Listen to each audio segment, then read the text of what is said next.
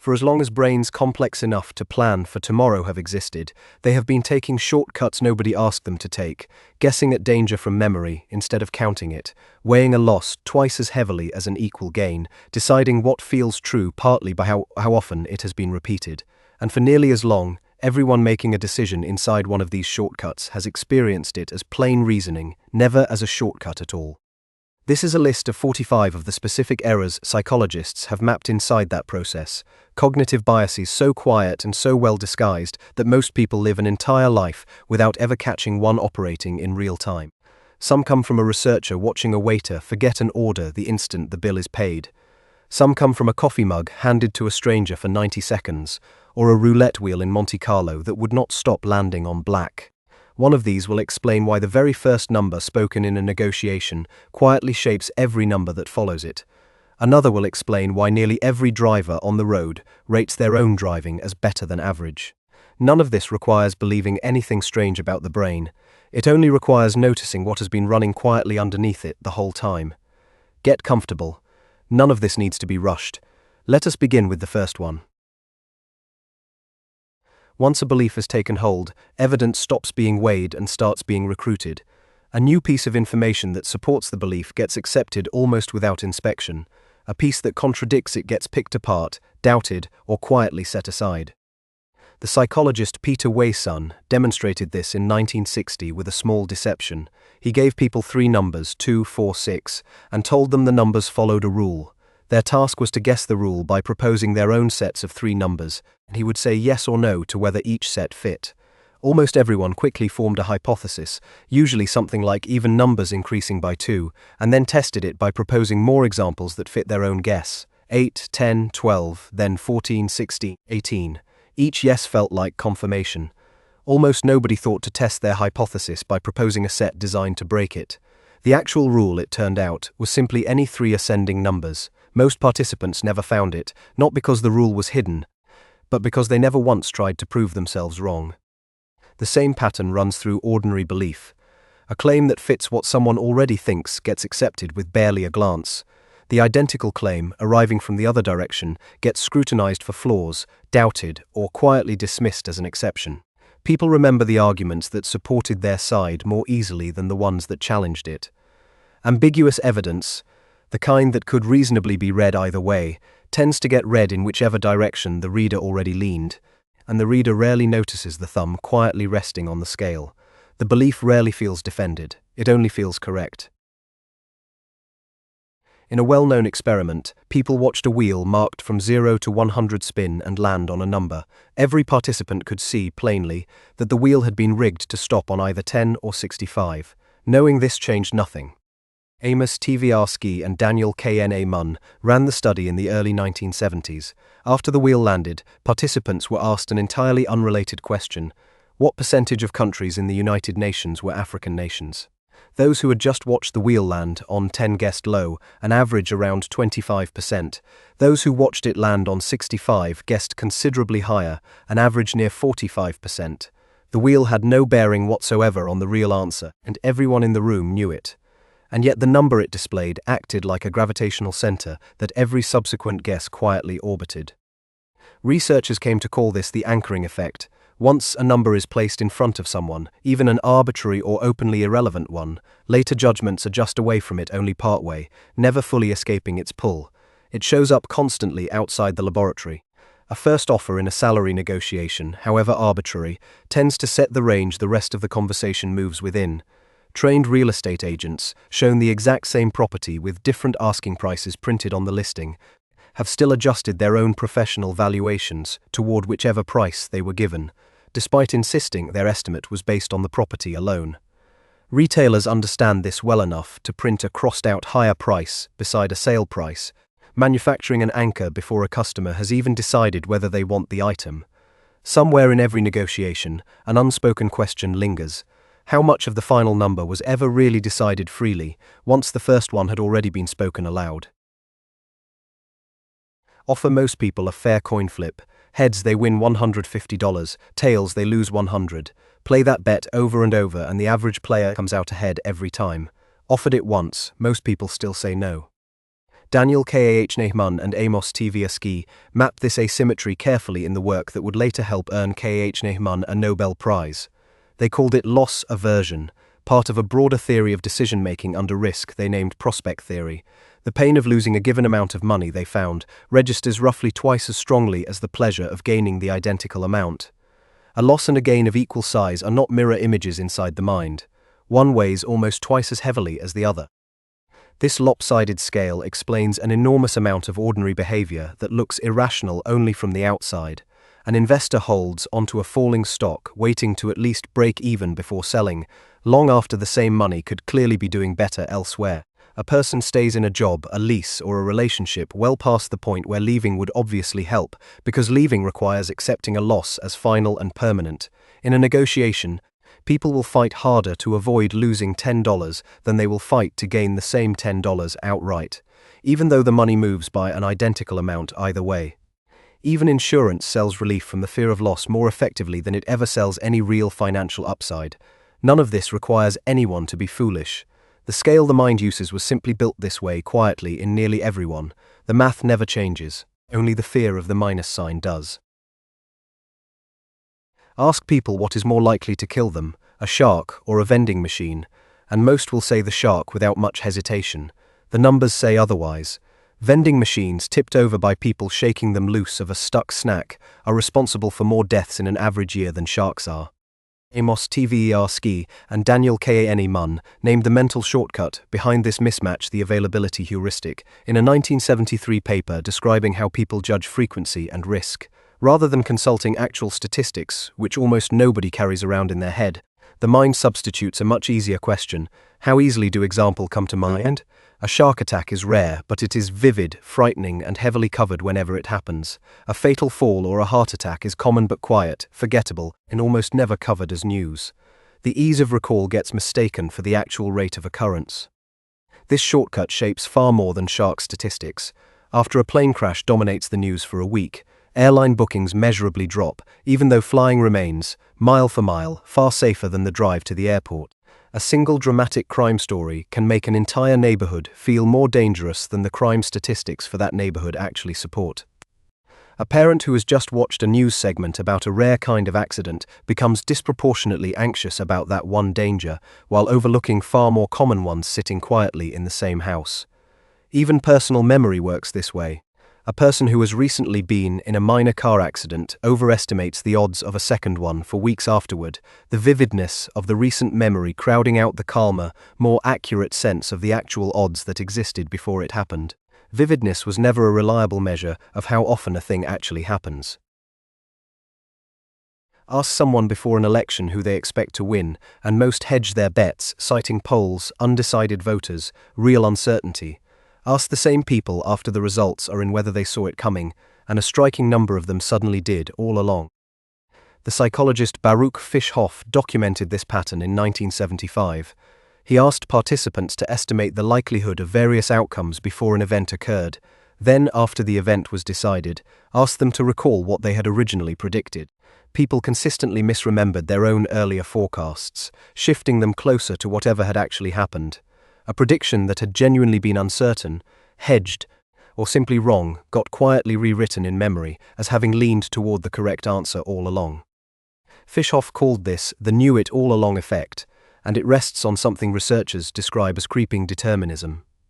Once an outcome is known, the mind reorganizes the past around it, so the result feels as though it was always the only reasonable one to expect. A doctor reviewing a diagnosis that turned out to be wrong may feel, afterward, that the correct answer was obvious from the start, even though nothing in the original information pointed clearly toward it. A historian narrating a war's outcome can make each step sound inevitable, when the people actually living through it experienced only confusion and open possibility. In ordinary life, a relationship that ends often gets described afterward as something a person always somehow knew would not work, a certainty that was rarely there while it was actually happening. Investors do the same thing with a market crash, insisting afterward that the warning signs were obvious, even though the same signs sat unremarked upon in plain view for months before anyone treated them as a warning at all. The past only ever looks obvious from exactly one direction, after it has already happened. A meal arrives and it is not good. yet most people keep eating anyway, simply because they have already paid for it. Walking out would mean the money spent, bought nothing at all. Finishing it somehow feels like getting something back. Hal A.R. Keyes and Catherine Blomer studied this pattern formally in the 1980s. In one of their experiments, people were told they had already paid for 2 ski trips, a more expensive one and a cheaper one, then learned the cheaper trip would actually be more enjoyable. Asked which trip to take, a large share chose the more expensive one anyway, purely because more money had already been committed to it. Basic economic reasoning says a cost that has already been paid should have no bearing whatsoever on a decision about what to do next. Only future costs and future benefits should matter. Almost nobody reasons that way in practice. The pattern shows up anywhere time or money has already been spent. A company continues funding a failing product line long after the numbers say to stop, because so much has already gone into it. A person finishes a book they are not enjoying, purely to avoid the discomfort of having wasted the hours already spent on it. A couple stays years longer in a relationship that clearly is not working, in part because leaving would mean admitting that everything already invested cannot be recovered.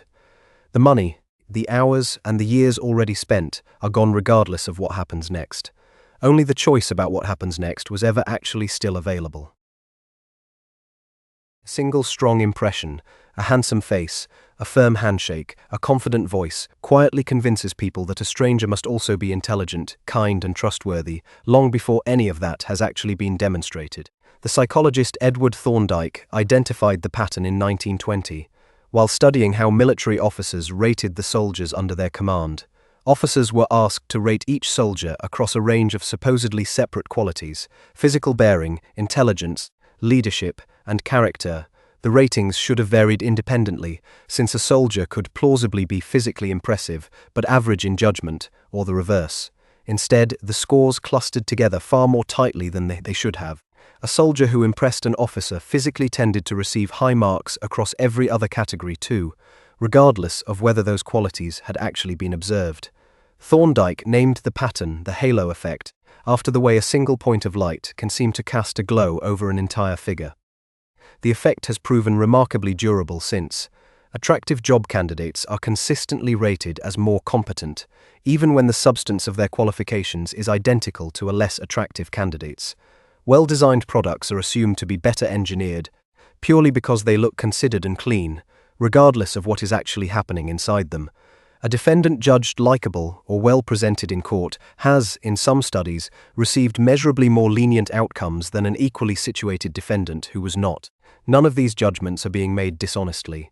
The person doing the judging genuinely believes they are responding to competence, or trustworthiness, or quality, when they are largely responding to one unrelated impression that has quietly recruited all the others to match it. One good trait becomes a single point of light, and the mind quietly paints an entire figure around it. A song that sounds unpleasant on first listen can, after the 5th or 6th play, become a favorite, without a single note of it ever changing.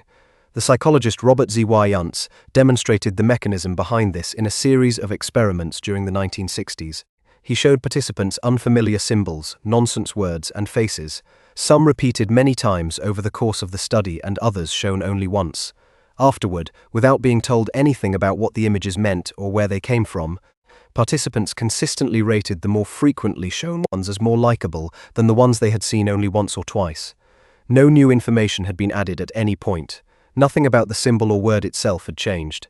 Repetition alone, with no argument and no content behind it, had manufactured a measurable preference. Z. Untz called it the mere exposure effect, and it has since been replicated across dozens of languages and types of stimuli. The mechanism runs quietly under a great deal of daily life. Radio stations lean heavily on a small rotation of songs, in part because familiarity itself builds affection faster than quality alone ever could. Advertisers understand this instinctively, which is part of why so much advertising relies on sheer repetition rather than persuasion or argument, a jingle or a logo returning again and again until it simply feels familiar, and familiar starts to feel safe. A co-worker seen in the same hallway every morning begins to feel more trustworthy than an equally competent stranger met only once, purely through repeated, harmless exposure, with no actual evidence of character ever exchanged. A face shown on a ballot for the third election in a row often benefits from this same quiet familiarity, independent of anything the candidate has actually done in office. How much of what feels like taste was ever anything more than familiarity, worn smooth by repetition? You arrive late to a meeting, and the explanation comes easily. The traffic was bad, the train was delayed, something genuinely unavoidable got in the way. A colleague arrives late to the same meeting, and a different explanation comes just as easily. He is disorganized, she does not respect other people's time. The psychologist Lee Ross named this lopsided pattern the fundamental attribution error. When judging their own behavior, people lean heavily on circumstance, the argument at home, the sleepless night, the genuine emergency. When judging someone else's identical behavior, the same people lean heavily on character instead. Carelessness, laziness, a flawed personality, the action itself has not changed. The story told about it depends entirely on whose action it was. Part of the reason is simple access to information. A person always has a front row seat to their own circumstances, but almost never has that same access into anyone else's.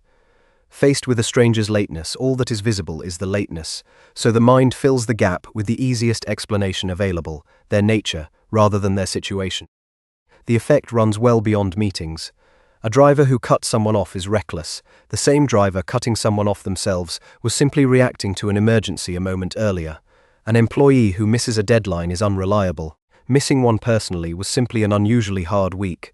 A stranger who snaps at a waiter is rude by nature. Snapping at a waiter personally, after a genuinely terrible day, feels like an understandable exception. These small asymmetries, repeated daily, quietly shape how forgiving people are toward themselves, and how sharp they are toward everyone else, usually without either judgment ever feeling unfair from the inside. The blind spot is rarely visible from inside it, which is exactly what keeps it standing. Win, and it was skill, preparation, hard work finally paying off. Lose, and it was bad luck, an unfair judge, a broken system stacked against them from the start. Ask enough people to explain their own outcomes, and the explanation almost always tilts the same direction. Researchers studying achievement and attribution documented this pattern across dozens of settings through the 1970s and beyond, describing it as the self-serving bias. Students who do well on an exam tend to credit their own preparation and ability. Students who do poorly on the identical exam are far more likely to blame the test itself, an unfair grader, or a bad night's sleep, holding their own ability constant either way. Athletes interviewed after a win reliably credit training and effort. The same athletes interviewed after a loss are considerably more likely to point to the referee, the weather, or an injury. This differs from simply explaining other people's behavior unfairly.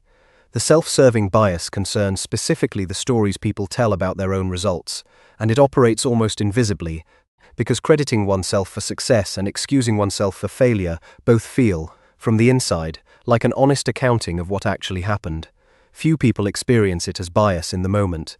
It only becomes visible when someone else's identical outcome, judged by the exact same person, gets explained by the opposite logic entirely. Ask anyone to narrate their own life, and the story quietly arranges itself so that the good parts were earned and the bad parts were never really their fault. Most people believe they are less likely than their peers to get divorced, lose a job, or develop a serious illness. Somebody in that comparison has to be wrong, and yet almost everyone answers the same way.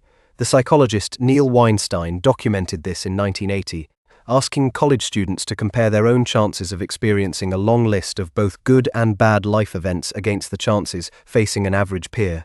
Across nearly every negative event on the list, from a heart attack before age 40 to a divorce, participants rated their own odds as lower than the group's.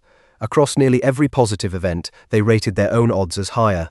Mathematically, an entire group cannot simultaneously be safer and luckier than its own average. Weinstein called the pattern unrealistic optimism, and later researchers came to call it, more simply, optimism bias. The effect holds up even among people who know the relevant statistics well. Smokers, who can correctly state the odds of lung disease for a typical smoker, still tend to rate their own personal risk as somewhat lower, often for reasons that feel perfectly sound in the moment. They smoke less than most, or exercise more, or come from healthy stock. Financial planners can accurately forecast the odds of a market downturn in general, while still quietly assuming their own portfolio their own timing, their own judgment will come out ahead of the average case. None of this is dishonesty. It is closer to a quiet, comforting exemption that nearly everyone grants themselves, usually without noticing they have done it. If nearly everyone believes they are the exception to the average, who exactly is left to be the average? Tell people a medical treatment has a 90% survival rate, and most choose it without much hesitation. Tell a separate group that the exact same treatment carries a 10% death rate, and enthusiasm for it drops noticeably, even though the two descriptions point to an identical outcome. Amos Tversky and Daniel K.H. Eman demonstrated this precisely in a well-known 1981 experiment, presenting people with a choice between two public health programs for fighting a hypothetical disease. One version of the choice described the programs in terms of lives saved. A separate group was given the mathematically identical choice, described instead in terms of lives lost. The actual outcomes on offer never changed. What changed was only the language wrapped around them, and the language changed the decision. Framed as a gain, people tended to play it safe, choosing the option that guaranteed a modest, certain benefit over a riskier gamble with a larger possible upside. Framed as a loss, the same people tended to gamble, choosing the riskier option in hopes of avoiding a loss altogether, even though the underlying odds had not moved at all. The framing effect turns up wherever a choice can be described, in more than one true way. Ground beef labeled 75% lean sells better than the identical product labeled 25% fat, despite describing the same meat. A savings plan described as protecting against a future shortfall gets more enrollment than one described as merely providing extra income, even when the numbers line up exactly. Doctors themselves, when tested, are not immune. Presented with survival statistics rather than mortality statistics for an identical procedure, physicians have been shown to recommend it more often. A tax described as a penalty tends to draw more public resistance than the identical charge described as removing a discount, even when the amount owed at the end is exactly the same either way. The facts stayed exactly the same, only the words wrapped around them moved, and that alone was enough. Knowing that a belief or a product is already popular is often enough, entirely on its own, to make more people adopt it, with no further argument required. The psychologist Solomon Asch demonstrated how far this pull can reach in a series of experiments during the early 1950s. A participant was shown a simple task: match a line on one card to the identical length line on another, a task easy enough that people got it right alone nearly every time. But the real participant was seated among several actors instructed in advance to confidently give the same wrong answer. Faced with a group unanimously stating an answer that plainly contradicted their own eyes, a substantial share of real participants went along with the group's wrong answer at least once, rather than trust what they could clearly see for themselves. This pull toward the crowd, often called the bandwagon effect or social proof, does not require the deliberate staging used. A restaurant with a line out the door draws more walk-in customers than an equally good restaurant sitting empty, purely because the line itself signals that something worth waiting for must be happening inside. A product marked as a bestseller sells better than the identical product with no such label attached to it. Content marked as trending or already widely shared online tends to accumulate further views for that reason alone, independent of its actual quality, simply because popularity has quietly become its own kind of evidence. Even applause spreads this way. A single early section of an audience clapping is often enough to pull an entire theater into applauding along, well before most of the room has actually decided for itself whether the moment deserved it. A crowd does not need to be right to be persuasive. It only needs to be a crowd. People favor members of their own group over complete strangers, even when that group was assigned to them, minutes earlier, entirely at random, over nothing more meaningful than a coin toss. The psychologist Henri Tage-Fell demonstrated this in a series of experiments during the 1970s that came to be known as the minimal group studies. Participants, often schoolboys, were divided into groups using criteria so trivial they barely qualified as reasons at all. Sometimes nothing more than a stated preference between two abstract painters, sometimes literally a coin flip. The groups had no history, no shared goal, no actual stakes, and in some versions the participants never even learned who else belonged to their own group. Asked afterward to divide a small number of rewards between an anonymous member of their own group and an anonymous member of the other group, participants consistently favored their own side, sometimes even at a cost to the total amount their own group could have received overall. T.A. Fell's work became a foundation for what is now called social identity theory, the idea that people build part of their sense of self from group membership, however arbitrary that membership was to begin with. The pattern scales up easily outside a laboratory. A shared school, a shared sports team, a shared uniform or accent can produce warmth towards strangers who happen to share it, and a measurable coolness towards strangers who do not, often within minutes of the distinction being drawn in the first place. How small does a line have to be before it stops being able to divide people into a we and a they? Shown a stranger suffering through absolutely no fault of their own, people often conclude, quietly and without much reflection, that the stranger must have deserved it somehow. The psychologist Melvin L. Arner documented this tendency in a series of studies during the 1960s. In one version, observers watched, through a video feed, a person apparently receiving painful electric shocks for no clear reason connected to anything they had done. Rather than simply pitying the victim, many observers rated the victim's character more negatively after watching, becoming more likely to describe them as the kind of person such a thing might happen to. This effect grew stronger specifically when the observers believed the suffering would continue and that they had no way to stop it. Eliana called the underlying belief the just world hypothesis, a deep, mostly unconscious assumption that the world is fundamentally fair, that people generally get what they deserve, and that outcomes are earned rather than random. The trouble is that genuine unfairness happens constantly, and an assumption of fairness cannot simply coexist with clear evidence against it. Rather than abandon the comforting belief, the mind often edits the victim instead, quietly searching for some flaw, some poor decision, some character trait that would make the suffering make sense again. This shows up well beyond the laboratory. Victims of crime are sometimes asked what they were wearing or why they were out so late. People experiencing poverty are assumed, without evidence, to have simply made poor choices. In each case, blaming the person who suffered restores a sense of order that a truly random, undeserved misfortune would otherwise threaten. Blaming the victim rarely feels like cruelty from the inside, it feels like restoring order. During the Second World War, engineers studying returning bomber planes reinforced the sections riddled with the most bullet holes: the wings, the fuselage, the tail. The mathematician Abraham Wald, working with the Statistical Research Group in New York, looked at the same data and reached the opposite conclusion. The planes being examined, he pointed out, were exactly the ones that had made it home. Whatever damage those planes carried was damage a plane could survive. The planes that mattered most for understanding where armor was actually needed were the ones that never returned at all, and those planes were invisible to the analysis entirely, because there was nothing left to inspect. Wald recommended reinforcing the sections of the returning planes that showed the least damage, on the reasoning that a hit there was so consistently fatal that no plane carrying one had ever come back to be counted. Researchers now call this pattern survivorship bias, drawing a conclusion from a visible group of survivors while forgetting that the group which failed to survive is missing entirely from the count and is usually the group that would have told the more important story. A study of thriving companies looking for the secret to success routinely overlooks the equally bold, equally well-run companies that tried the identical strategy and quietly failed, leaving no trace behind to be studied. Stories celebrating famous dropouts who built fortunes rarely mention the far larger number of dropouts whose identical bet never paid off. Old buildings look sturdier than modern ones, partly because the fragile, poorly built structures from the same era collapsed centuries ago and are no longer standing to be compared against. The survivors are the only ones anyone can count. The missing were always the ones with the real answer.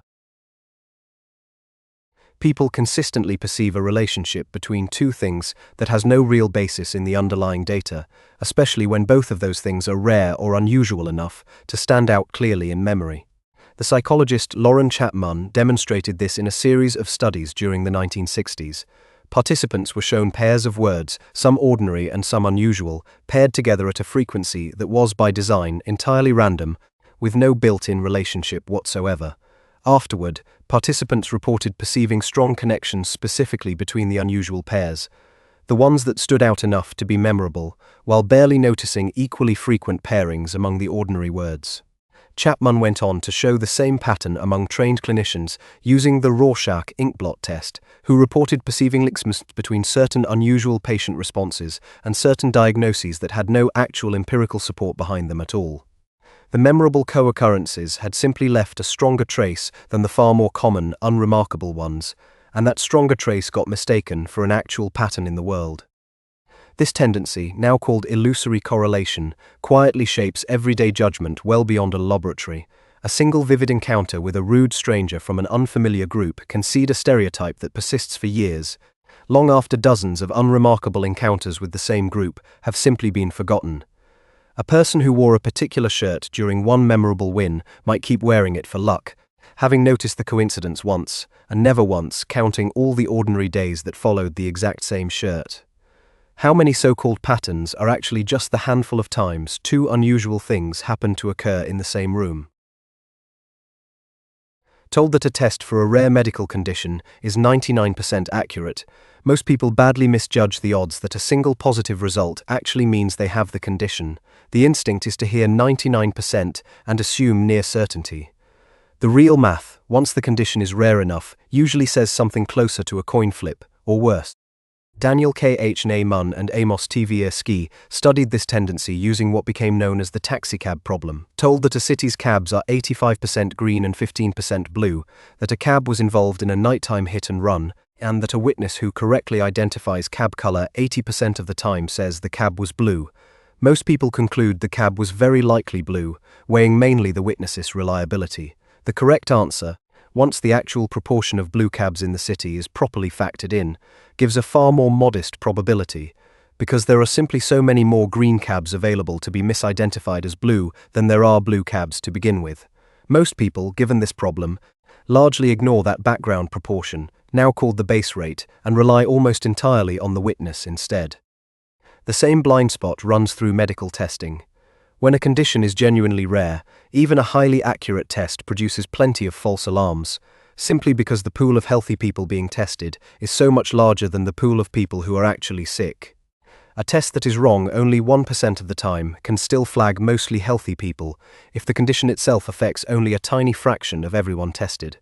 Ignoring that background rate and focusing only on how accurate the test sounds quietly leads to the wrong conclusion almost every time it matters most. A true statistic, weighed without its context, can point in exactly the wrong direction. In the summer of 1913, at a roulette table inside the Monte Carlo casino, the wheel landed on black roughly 26 times in a row. As the streak extended, gamblers at the table grew increasingly certain that red was overdue, and money poured onto red in growing amounts, some of it life-changing sums, on the confident assumption that the run simply had to end. It did end eventually. By then, the casino had taken in millions of francs from gamblers who bet against the streak long before it finally broke. The mathematics of a fair roulette wheel say something quite different. Each spin is completely independent of every spin before it. The wheel carries no memory of the 26 previous outcomes, and the odds of black or red on the 27th spin are exactly the same as they were on the very first.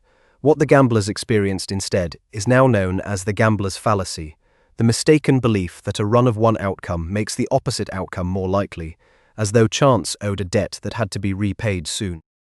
The fallacy shows up well beyond casinos. A coin that lands on heads 5 times in a row feels, to almost everyone watching, like it is due for tails next, even though the coin has no memory either.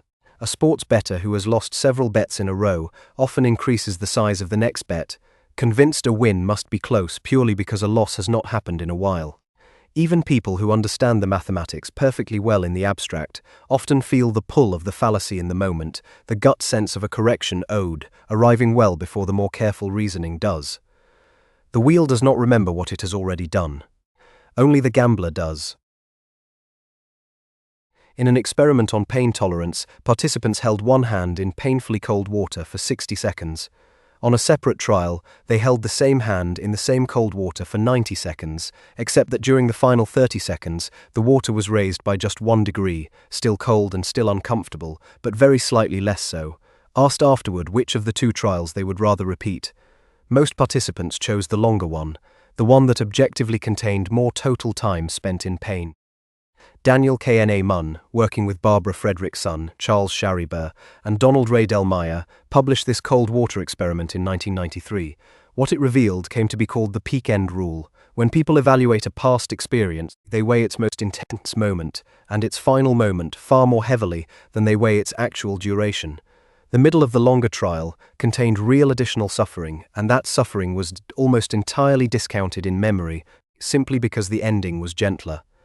Later studies applied the same logic to real medical procedures, comparing patients whose treatment ended on a milder note to patients whose identical treatment simply stopped at its most intense point, with the same result. The milder ending produced a better overall memory of an objectively longer ordeal. The rule reaches well past medical settings. A holiday remembered fondly may have had several difficult days buried in the middle, quietly erased from memory because the trip ended on one especially good evening. A demanding year at work can be remembered warmly if the final weeks improved, no matter how difficult the middle stretch of it actually was. Two ledgers keep the account of any experience. The one living through it counts every single minute. The one remembering it afterward only ever keeps the peak and the finish. People demand roughly twice as much money to give up a coffee mug they were just handed for free as they were willing to pay for the identical mug only minutes earlier.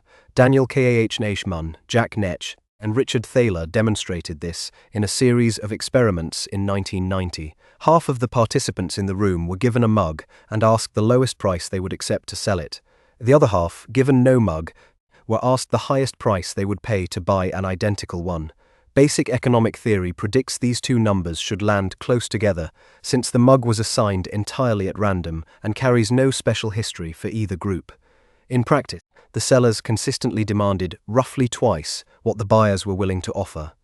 Simple possession, even a few minutes of it, had already changed what the object was worth to the person holding it. Researchers named this the endowment effect and tied it closely to loss aversion.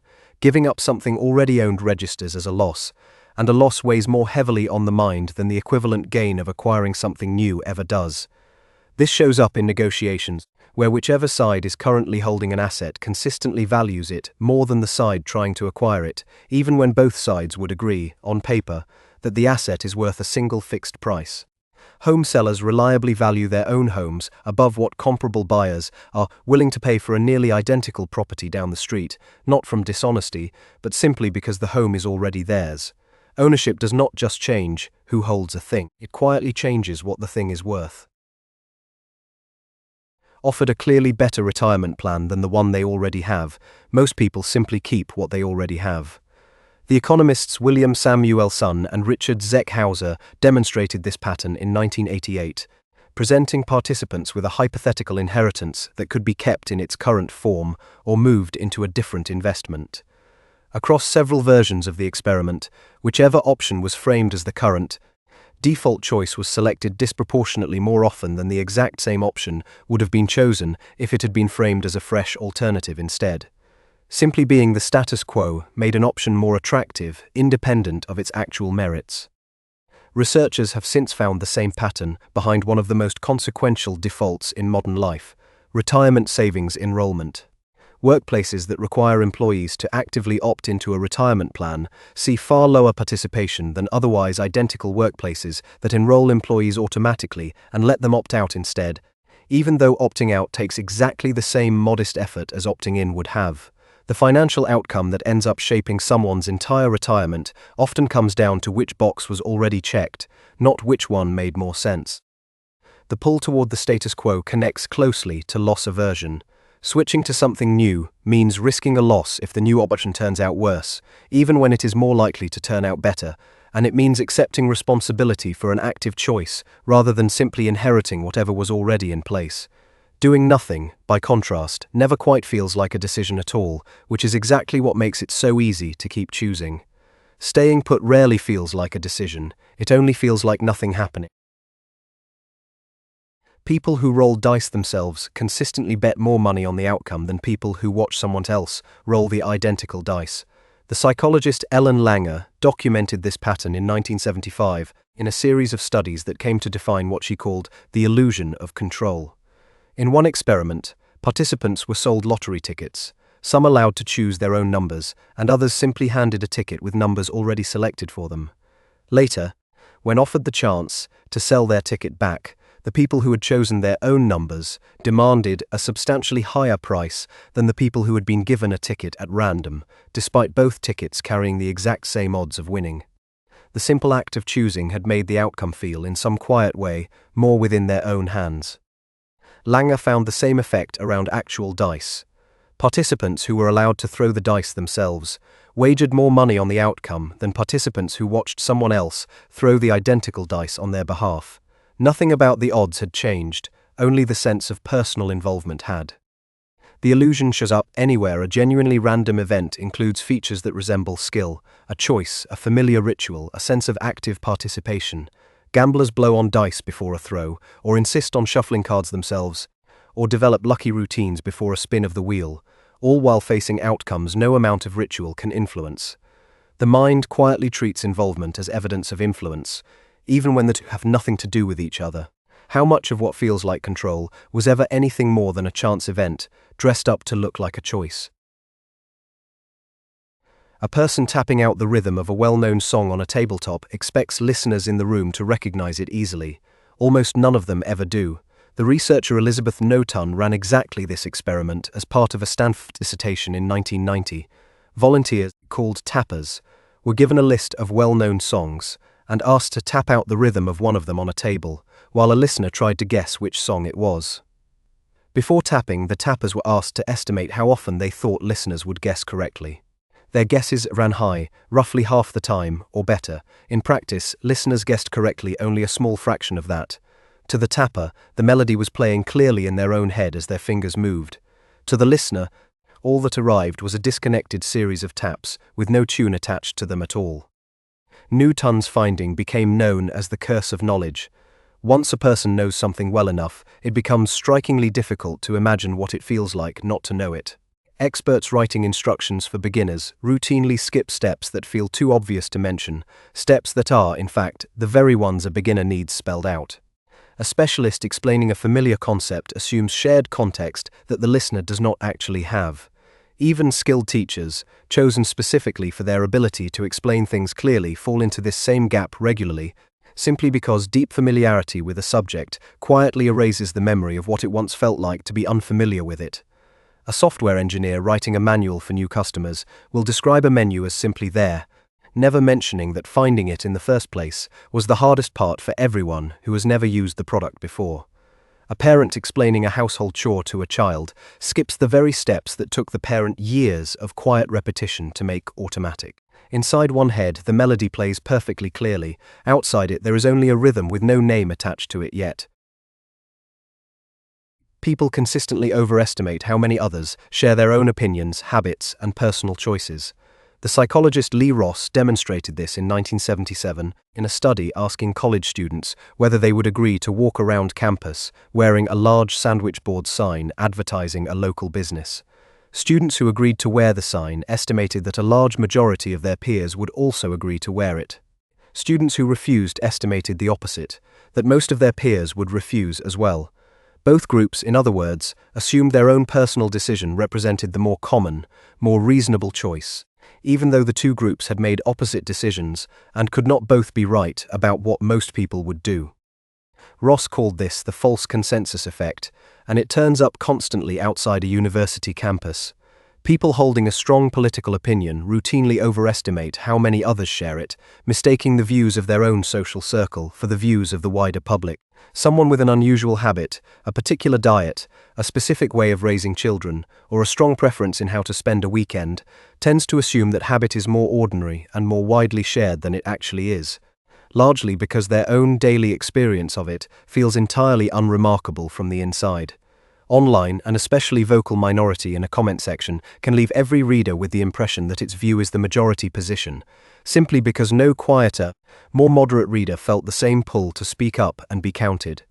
Coworkers who quietly disagree with an office decision often each assume they are alone in their doubt, having no way to see that several other colleagues in the same meeting were nodding along while harboring the identical private reservation. A personal choice quietly convinces itself that it was always the popular one. A single harsh comment can outweigh many kind ones, and the mind appears built to hold on to the sting of it far longer than it ever holds on to praise. The psychologist Paul Roach-Zinn studied a vivid version of this asymmetry through contamination. A single drop of sewage will ruin a full pitcher of lemonade completely, but a single drop of lemonade does nothing at all to a pitcher of sewage. Something bad, Roach-Zinn found, reliably overpowers something good far more easily than the reverse ever happens. And the pattern is not limited to food. The psychologist Roy Baumeister, reviewing decades of research across relationships, memory, and everyday feedback, summarized the broader finding under the phrase bad is stronger than good. Negative events, negative emotions, and negative feedback consistently carry more psychological weight, last longer in memory, and shape behavior more strongly than positive events of an equivalent size. The pattern shows up everywhere feedback is given. A single piece of harsh criticism in an otherwise glowing performance review is often the only part an employee remembers clearly a week later. A relationship, researchers have found, generally needs several positive interactions to offset the damage of a single seriously negative one, not the other way around. News coverage leans instinctively toward disaster and threat, not because audiences prefer it consciously, but because negative information reliably grabs and holds attention more effectively than positive information ever does. A restaurant with 100 warm reviews and one scathing account of a single bad night will often be remembered, months later, chiefly for the bad night. A missed threat once cost far more than a missed reward, and the mind has never stopped budgeting for that difference. Asked to recall a list of words immediately after hearing them, most people remember the last few items on the list far better than the ones buried in the middle. This pattern, mapped carefully in memory research through the 20th century, forms half of what psychologists call the serial position effect. Items encountered most recently are still sitting in a kind of short-term holding space when recall is tested, easy to retrieve simply because they have not yet been pushed out by anything new. The effect fades quickly though. Introduce even a short delay, or a distracting task, between hearing the list and recalling it, and the recency advantage largely disappears, revealing that it depends on very short-term memory rather than anything more durable. The same pull shows up outside memory experiments. In a lineup of job candidates interviewed across a single afternoon, the last person interviewed often leaves the strongest impression on tired interviewers, independent of how the candidates actually compared on paper. A jury asked to weigh a full day of testimony may recall the closing argument, delivered last, more vividly than testimony given hours earlier, regardless of which testimony was actually more significant to the case. A meeting that ends on an unresolved disagreement can leave everyone with the impression that the disagreement dominated the whole discussion, even if it occupied only its final few minutes.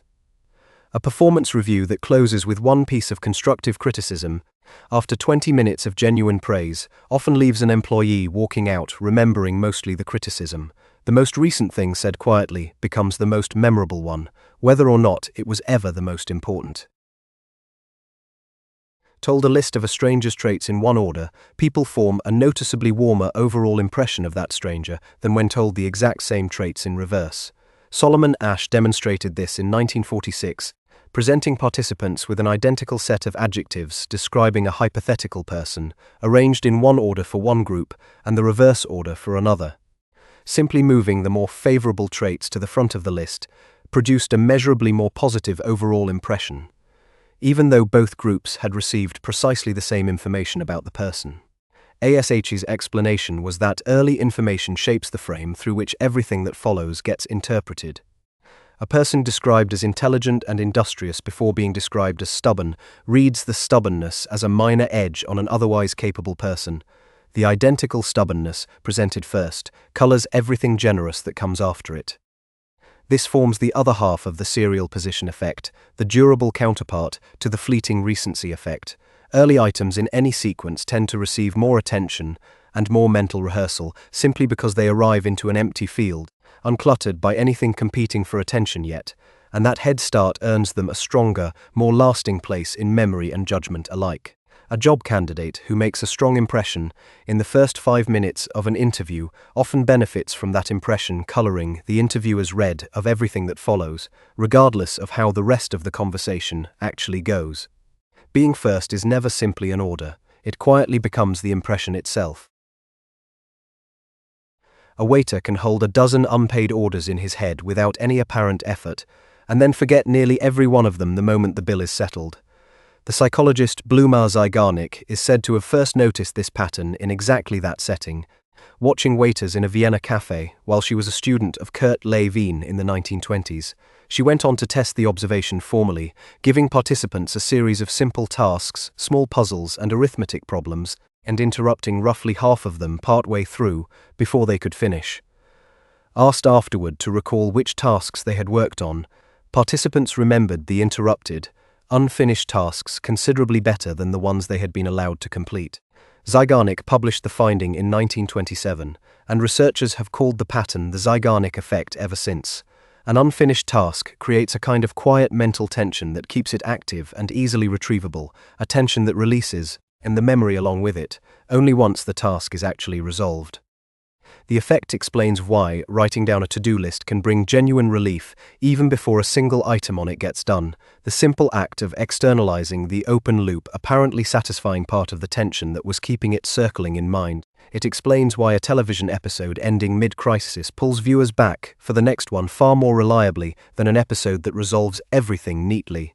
It explains the particular itch of a half-written email left sitting in a drafts folder, returning to mind at inconvenient moments until it is finally sent. It even explains why an unfinished argument, cut off before either side reaches a real conclusion, tends to keep replaying in the mind for days, long after a fully resolved disagreement, however heated, has already been set down and forgotten. An open loop keeps quietly asking for attention long after it should have gone silent. After choosing between two similar apartments, most people begin remembering the one they picked as having had noticeably fewer flaws than it actually did. The psychologist Jack Brem demonstrated the mechanism behind this in 1956. Participants first rated the desirability of several household appliances.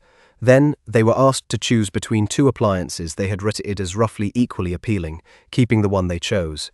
Afterward, asked to rate the same appliances again, participants consistently raised their opinion of the one they had kept, and lowered their opinion of the one they had passed up, even though no new information about either appliance had been introduced in between. The decision itself, once made, had quietly reshaped how each option was remembered. Researchers came to call this choice supportive bias, and it belongs to the broader family of cognitive dissonance that Leon Festinger had begun describing around the same period. The discomfort of holding two conflicting ideas, in this case, having passed up something that seemed nearly as good as what was chosen, gets resolved by adjusting the memory of the choice, rather than by sitting with the discomfort. A car buyer who spent weeks weighing two nearly identical vehicles will often, within a few months of driving the one they chose, recall it as having been the clearly better option all along. Its minor faults smoothed quietly out of memory, the rejected car's faults sharpened in their place. Memory quietly edits itself to make yesterday's choice look wiser than it ever actually was. Nearly everyone assumes their own view of a disagreement is simply how things objectively are, and that anyone who sees it differently must be missing something, misinformed, or quietly biased. Social psychologists, including Lee Ross, describe this tendency as naive realism, the belief that one's own perception of a situation is a direct, unfiltered picture of reality itself, rather than one interpretation among several equally possible ones. A vivid demonstration of the pattern came from a 1985 study by Robert Varlow-Nee, Lee Ross, and Mark Lepper, who showed identical television news coverage of a contentious Middle East conflict to two groups of partisans holding opposite sympathies. Both groups, watching the exact same footage, rated the coverage as biased against their own side. Neither group considered the possibility that the coverage might simply be balanced, or that their own side's view might be the less objective one in the room. Each side was certain that anyone watching the same footage fairly would naturally reach their own conclusion. Naive realism explains why disagreements so often stall rather than resolve. If a person believes they are simply seeing things as they truly are, then anyone who disagrees is not offering a different interpretation. They are failing to see clearly, whether through ignorance, self-interest, or bias. That framing rarely invites curiosity about the other side's reasoning. It invites correction instead, and because both people in almost any disagreement are equally convinced they are the one seeing plainly, correction tends to travel in both directions at once, with neither side feeling any real need to yield. Two co-workers can leave the identical meeting each certain the other one was being unreasonable, both equally sincere, both equally sure that a fair-minded observer would obviously side with them. Two people, both convinced they alone see plainly, can stare at the identical event and never once agree on what they just watched. A group of students once rated a vague personality description as unusually accurate about themselves individually, unaware that every one of them had been handed the identical paragraph. The psychologist Bertram Forer ran the demonstration in a psychology class in 1948. He gave each student what he described as a personalized character assessment, supposedly built from a personality test they had just completed. In reality, every student received the exact same text, assembled by Forer from a newsstand astrology column, filled with statements such as having a tendency towards self-criticism at times, or a strong need for other people to like and admire them, while also being capable of considerable unused capacity. Asked to rate how accurately the description captured them personally, students rated it, on average, close to the top of the scale. Only afterward did Forer reveal that every student in the room had been handed the identical page. Researchers now call this the B.R. Num effect, named after the showman Phineas Taylor B.R. Num, known for entertainment built around broad, crowd-pleasing appeal.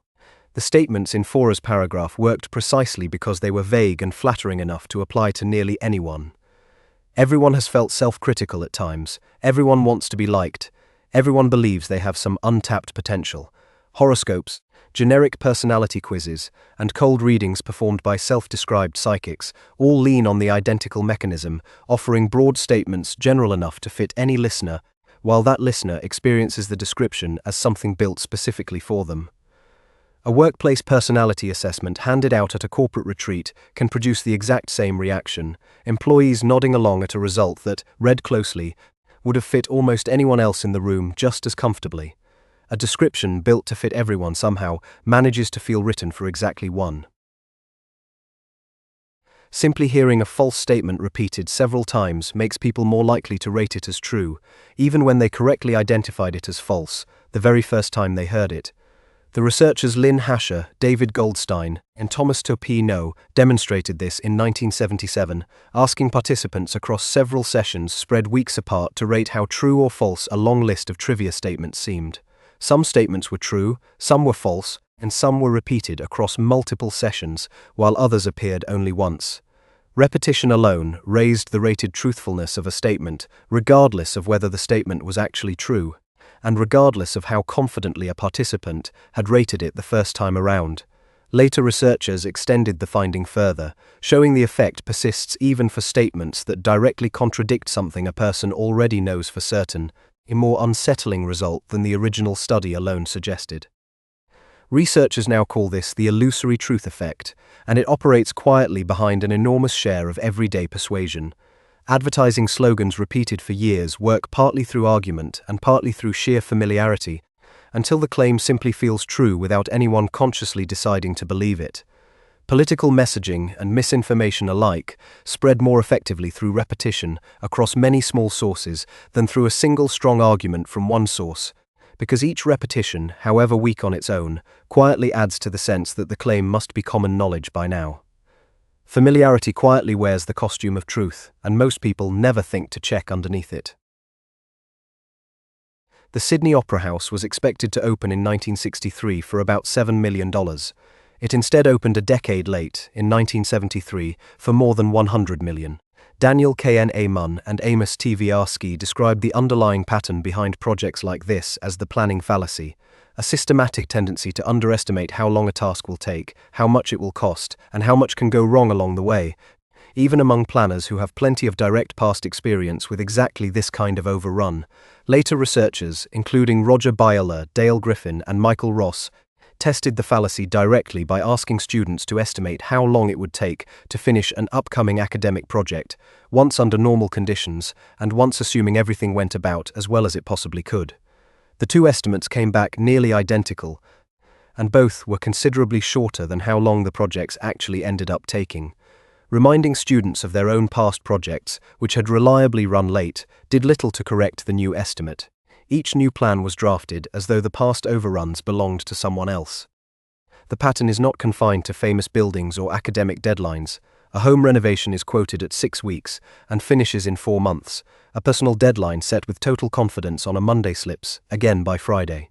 A software team estimating a new feature at 2 weeks routinely delivers it in 6, project after project, without the earlier misses ever quite updating the next estimate. The planner is rarely being dishonest in any of these cases. They are simply drafting the plan from the most hopeful version of how the work might go, picturing a best-case scenario with no interruptions, no surprises, and no ordinary friction, and forgetting, in that moment, how rarely the most hopeful version has ever actually been the one that happened. Every future plan gets written by the most optimistic version of the person making it. People consistently place a higher value on furniture they assembled themselves than on identical, already assembled furniture, flaws included. The researchers Michael Norton, Daniel Moshon, and Dan A. Rielli demonstrated this in a set of experiments published in 2011. Participants who built their own storage boxes, folded their own origami, or assembled other simple, do-it-yourself objects rated their own finished creations as considerably more valuable than a separate group of participants rated identical, professionally finished versions of the same objects. This held even when the self-assembled versions were visibly less polished, crooked boxes and lopsided origami included. The builders had put in real, if modest, effort, and that effort alone seemed to attach a kind of value to the result that had nothing to do with how well the object had actually turned out. Researchers named the pattern the IKEA effect after the furniture retailer whose entire business model depends on customers assembling their own products. It helps explain why a meal cooked from scratch, however imperfect, often feels more satisfying than an identical meal ordered ready-made. It helps explain the enduring appeal of do-it-yourself culture generally, and why a handmade gift, however modest in material, is so often treated as more meaningful than a store-bought one of equal or greater cost. A garden planted and tended by hand is defended by its owner with a fierce pride that a professionally landscaped, objectively tidier yard next door rarely earns from anyone who simply paid to have it installed. Volunteers who spend a weekend building a community playground from a kit tend to describe the finished structure with the same proprietary warmth, normally reserved for something built entirely from scratch. Even though the actual design and materials arrived pre-cut in a box, effort quietly gets mistaken for worth, and the two were never actually the same thing. Tell someone they are not allowed to do something, and the desire to do exactly that tends to grow, not shrink. The psychologist Jack Brem described the mechanism behind this in 1966 under the name reactance theory. Whenever people perceive that a choice or a freedom they previously had is being restricted or taken away, they experience a kind of motivational push-back, an urge to reassert the freedom that was just threatened, sometimes simply by wanting the forbidden option more than they did before the restriction appeared. The researchers James Penn A. Baker and Deborah Sanders demonstrated a small, memorable version of this in the 1970s, comparing two versions of a sign posted above restroom walls. One sign read a mild request not to write on the walls. The other issued a firm command, stating that writing on the walls was strictly forbidden under any circumstances. Within 2 weeks, the wall bearing the stronger, more forbidding sign had accumulated noticeably more graffiti than the wall with the gentler request, the firmer prohibition having provoked more of exactly the behavior it was trying to prevent. Reactance shows up anywhere a restriction is announced plainly, rather than simply allowed to go unmentioned. A banned book often draws more curious readers than it would have attracted with no controversy attached to it at all. A parent who forbids a particular friendship outright sometimes strengthens a teenager's attachment to it. A product marketed as limited or restricted access can generate more interest than the identical product freely available to anyone who wants it. A closed door quietly becomes more interesting than an open one ever was. Most people are confident they understand exactly how a bicycle's gears work, or how a toilet actually flushes, right up until they are asked to draw it step by step from memory. The researchers Leonid Roh-Zenblit and Frank Stile ran exactly this test at Yale in 2002.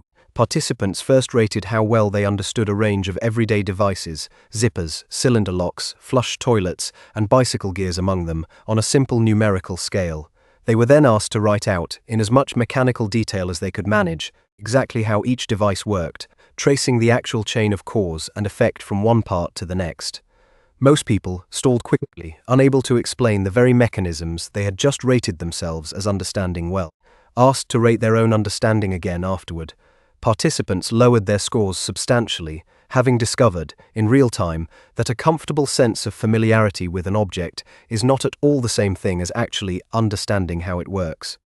Roh-Zenblit and Stile named the gap the illusion of explanatory depth, and later researchers extended the same basic test to political policy positions, finding that asking people to explain, mechanism by mechanism, exactly how a policy they held a strong opinion on would actually work in practice, tended to soften the strength of that opinion, once the explanation ran out sooner than expected. the device sitting quietly on a kitchen counter and the policy debated confidently at a dinner table, turn out to rest on the identical illusion, familiarity standing in for understanding, until someone is finally asked to show their work. Even a subject someone has taught for years can produce the same quiet stumble, the moment a genuinely curious child asks a follow-up question that was never actually part of the lesson plan. Confidence and comprehension turn out to be two entirely different things, and only one of them survives being asked to explain itself. A student made to wear an embarrassing t-shirt into a room of strangers estimated that nearly half the room would notice and remember it. In reality, fewer than 1 in 10 actually did. The psychologists Thomas Dew Lochvich and Kenneth Sue Ski ran this experiment at Cornell in 2000, dressing a participant in a t-shirt featuring a musician the study's college-age subjects considered distinctly uncool, then sending that participant into a room of other students for a short period of time. Before entering, the participant was asked to estimate what fraction of the room would notice the shirt and remember it afterward. The estimate ran high. When the actual room occupants were surveyed afterward, only a small fraction had noticed or recalled the shirt at all, most having been absorbed in their own conversations and their own concerns, rather than paying close attention to a stranger's clothing. Jutlovich and Subvitsky named the gap the spotlight effect, the mistaken sense that other people are watching, noticing, and remembering far more about a person than they actually are.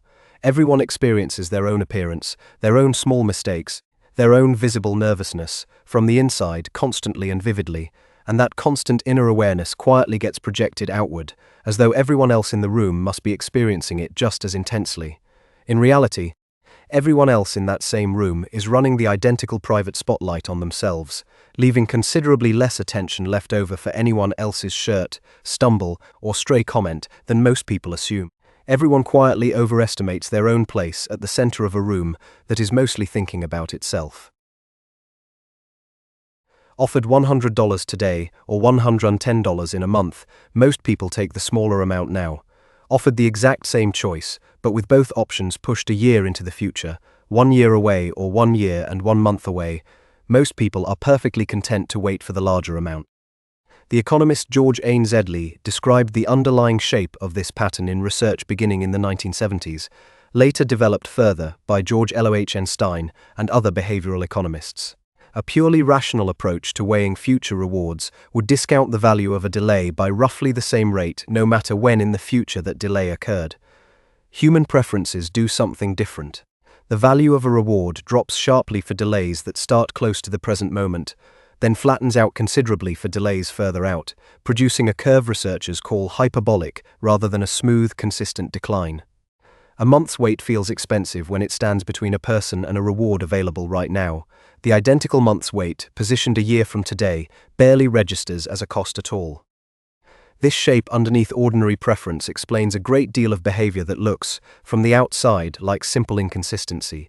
A person committing today to start saving next year, or to begin a stricter diet starting next month, does so with total sincerity, because the future version of that trade-off looks easy from a comfortable distance. When next month actually arrives and becomes this month, the same trade-off suddenly carries the full weight of the present, and the sincere plan quietly slips again. The nearest future is always the most expensive one to wait for. People judge an unfamiliar chemical or technology as low risk if it simply feels good, and high risk if it simply feels bad, largely independent of the actual data available about it. The researcher Paul Eslovic, along with colleagues including Melissa Finucane, Ellen Peters, and Donald McGregor, demonstrated this through a series of studies asking people to separately rate the risks and the benefits of various technologies, from nuclear power to food preservatives. In principle, the risk of something and the benefit of something are two separate questions, and a careful analysis might find a technology to be both fairly risky and fairly beneficial at the same time. In practice, participants' answers to the two questions were tightly and inversely linked. Anything rated as high benefit was also rated as low risk, and anything rated as high risk was rated as low benefit, almost as though only one overall impression, a general feeling of good or bad, was actually being consulted, with the separate risk and benefit answers both drawn from that same single well. When researchers gave participants a short passage emphasizing a technology's benefits, perceived risk dropped in response, even though no new information about actual risk had been provided at all. Vic named this the affect heuristic, an immediate gut feeling substituting for the slower, more effortful weighing of actual costs and benefits. It shows up in the common assumption that a product labeled natural must be safer than a synthetic alternative, regardless of what is actually inside either one, and in the opposite assumption that an unfamiliar, hard-to-pronounce chemical must be dangerous, independent of the dose or the evidence. A new technology introduced with warm, reassuring language tends to be judged safer on its actual merits than the identical technology introduced with cold, clinical language, long before anyone in the audience has looked at a single real safety study. A feeling arrives first, and the reasoning arrives afterward, mostly to defend it. College students who endured an embarrassing, uncomfortable initiation to join a discussion group rated that group as more worthwhile afterward than students who were let in for free. The psychologists Elliot Ayer-Unson and Judson Mills demonstrated this in 1959. Female college students volunteered to join what they were told would be an ongoing discussion group about the psychology of sex. Before joining, participants were randomly assigned to one of a few different initiations, a severe one, requiring them to read aloud a list of obscene words and explicit material in front of the researcher, a mild one involving far less discomfort, or no initiation at all. Every participant then listened to the exact same recording of the group's supposed ongoing discussion, a recording deliberately made as flat and unremarkable as possible. Afterward, participants who had gone through the severe, embarrassing initiation rated the dull discussion and the group itself as considerably more interesting and worthwhile than participants who had barely been tested at all, despite everyone having heard the identical unremarkable recording. Ayer-Unson and Mills explained the result through Leon F. S. Tinger's theory of cognitive dissonance. Enduring real discomfort to join something unremarkable creates an uncomfortable contradiction. Why would a reasonable person suffer for something that turned out to be ordinary? Rather than sit with that contradiction, or admit the suffering had been pointless, the mind resolves it by quietly inflating the value of the thing suffered for. The effort becomes evidence of worth, even when the actual content never changes at all. Military units and fraternal organizations have long understood this instinctively, building grueling, sometimes humiliating initiation rituals into membership, not because the ritual itself teaches anything useful, but because members who endure it tend to emerge prizing the group considerably more than members who were simply let in. Suffering for something quietly convinces the mind that the something must have been worth it.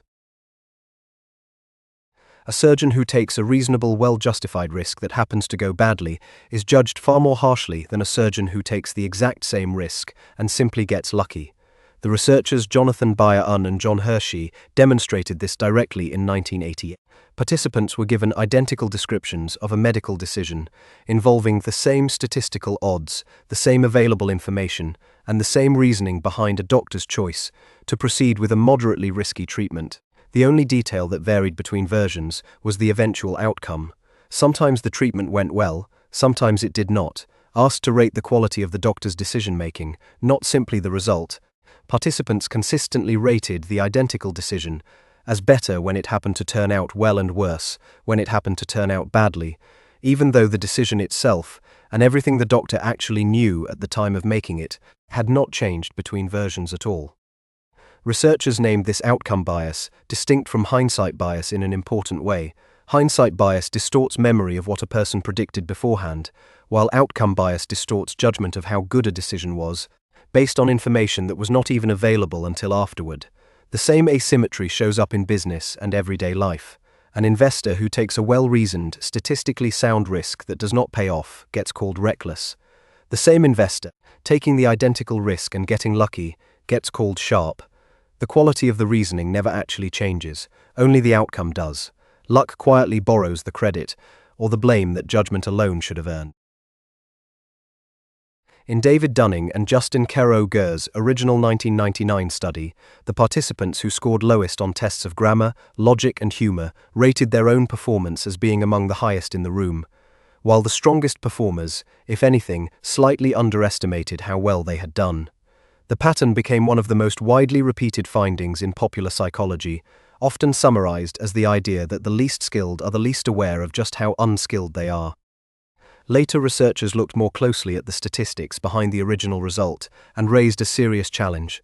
Edward Noafer and colleagues, along with Jill Gignac and Marcin Zajenkowski in separate work, showed that a substantial portion of the pattern Dunning and Koro-Jer observed can be reproduced through a much simpler statistical effect called regression to the mean, which shows up whenever any noisy self-assessment is compared against an imperfect performance measure, with no special blindness about one's own incompetence required at all.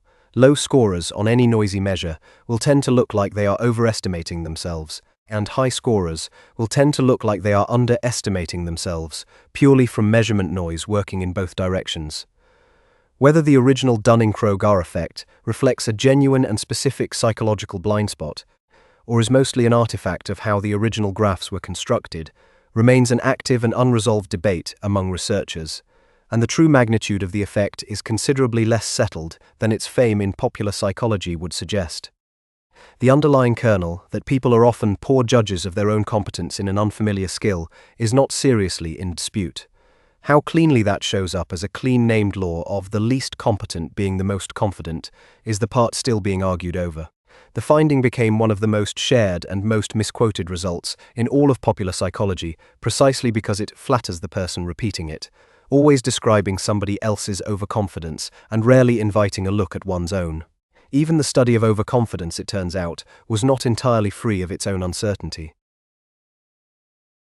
In a well-known 1981 study, the researcher Ola Svensson asked American and Swedish drivers to rate their own driving skill and safety compared to other drivers in the study. In both countries, a large majority rated themselves as safer and more skilled than the median driver, a result that cannot be true for the group as a whole, since roughly half of any group must, by simple arithmetic, fall below its own median. The pattern reaches well beyond driving. A survey of American students taking the college entrance exam once asked participants to rate their own leadership ability compared to their peers, and a large majority placed themselves above average, an outcome that was, again, mathematically impossible for the full group taking the survey. Similar results turn up when people rate their own honesty, their own job performance, or their own ability to get along with others, compared to some general standard of the average person. Researchers call the broader pattern illusory superiority, sometimes simply the better-than-average effect, and it appears to operate most strongly on exactly the traits people care most about being good at: competence, morality, and being easy to get along with. None of this requires deliberate self-flattery. Most people genuinely believe their own self-assessment when they give it, weighing their own good days more heavily than their own bad ones, and comparing themselves to a vague, generalized image of an average person rather than to any specific person they actually know well. Nearly everyone paints the same self-portrait, and nearly everyone paints it a little too flattering. People who have just finished learning about a long list of cognitive biases can readily spot each one operating in other people, yet rate themselves as far less susceptible to bias than the average person. The psychologists Emily Pronin, Daniel Lin, and Lee Ross demonstrated this at Princeton in 2002. Participants first read plain descriptions of several well-established biases, including some covered earlier in exactly this kind of list. They were then asked to rate how strongly each bias applied to themselves, compared to how strongly it applied to the average American or to their own classmates. Across nearly every bias tested, participants rated themselves as less affected than the average person, even moments after having the mechanism of that very bias explained to them clearly. When asked how they had arrived at their own self-rating, most participants described genuine introspection, a real, careful look inward that had turned up little evidence of the bias in question. When asked how they thought other people had arrived at their own similarly confident self-ratings, the same participants were far more willing to suspect those other people's introspection was simply unreliable, or self-serving, or blind to itself. Pronin, Lin, and Ross called this the bias blind spot, and it may be the single most stubborn entry on any list like this one, because it operates one level above all the others. It does not distort a judgment about a coin flip, a stranger's face, or a first offer in a negotiation. It distorts the act of checking oneself for distortion in the first place, and it does so using the same tool, introspection, that a person would naturally reach for to rule it out. The instinct to think of someone else while reading any of this was itself a quiet demonstration of exactly what it describes. None of the 45 patterns just described are rare. They are not restricted to gamblers, waiters, or people who happen to enjoy roulette. They are the ordinary operating instructions running underneath a mind that also, at the very same time, insists it is choosing freely, weighing evidence fairly, and seeing the world exactly as it is. That was the pairing sitting quietly underneath this whole list from the very first sentence. A brain built, across an enormous stretch of time, to take shortcuts nobody consciously approved, running alongside a person living an ordinary day, entirely convinced that every choice, every memory, and every judgment was arrived at freely, in the moment, from scratch. Knowing the name of a bias does not switch it off. The engineer who reinforced the wrong section of a bomber, the gambler certain a wheel owed him a win, the driver certain of being safer than average, none of them were foolish, and knowing what to call their particular error will not make a single person immune to committing it tomorrow. What changes, if anything changes at all, is smaller and quieter than that. A slightly longer pause before trusting the very first number in a negotiation. A little more suspicion toward a belief that has never once been tested against evidence built to break it. A bit more patience with somebody else's excuse, since the same excuse would have sounded perfectly reasonable coming from the inside. There is no tidy summary waiting at the end of a list like this one, and none is owed. The shortcuts do not retire simply because they have been named out loud. They will still be there tomorrow, doing exactly what they have always done, quietly, underneath everything that feels, at the time, like plain and simple reasoning. Thank you for spending this time with the mind's oldest and most persistent habits. Go easy on yourself tomorrow, the next time one of them quietly takes the wheel.